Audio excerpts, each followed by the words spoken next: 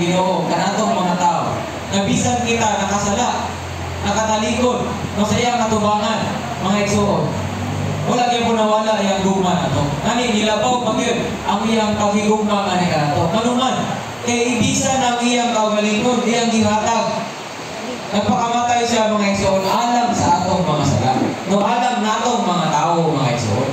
Unang ngayon ta mga yes, angay kita nga mudaig.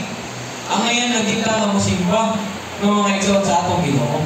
Kay iyang gihatag, iyang kaugalingon aron matubos ta sa atong mga sala o aron mahatagan ta o kinabuhi kayon mga igsoon.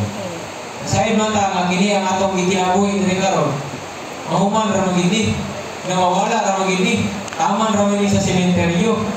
Pero dunay kinabuhi mga igsoon nga hamtog gyud sa kalanturan, eternal. Walay katapusan niya kinabuhi mga igsoon. Kung wala siya mga igsoon ang kinabuhi sa Dios. Pero di kinahanglan ta masayod niya kung wala nagpakalansang sa krus ang atong Ginoo. Kanang kinabuhi kayon dili na nato maato mga igsoon. So salamat sa atong Ginoo, dahil ko na atong Ginoo mga igsoon. Kay nagpakalansang sa krus alang mga igsoon. Aron kita mga tao makabaton ta sa kinabuhi sa Dios. So kung nakabaton na ta sa kinabuhi sa Dios, dili lang kay tawanon ang atong kinabuhi. Kung dili inabot kay kinabuhi o Dios no kinabuhi mga igsoon. Salamat sa atong Ginoo nga doon ipakita diri na handog kay ko mga igsoon kaning third ikatulong nga part. Enjoy na ko mga igsoon kaning Christ died as a grain of wheat mga igsoon. So kabantay mo na, for example, kana na lang sa humay. Kanang humay, di ba kinahanglan pa na di ba dili na itanong largo.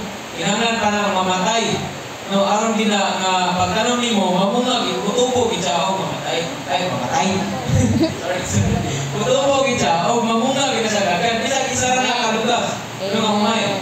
Kung utubo na dagan gyud bunga. So sama ni karon, Christ died as a grain of wheat. Isa ra siya. Pero tungod sa iyang kamatayon, namunga siya og daghan.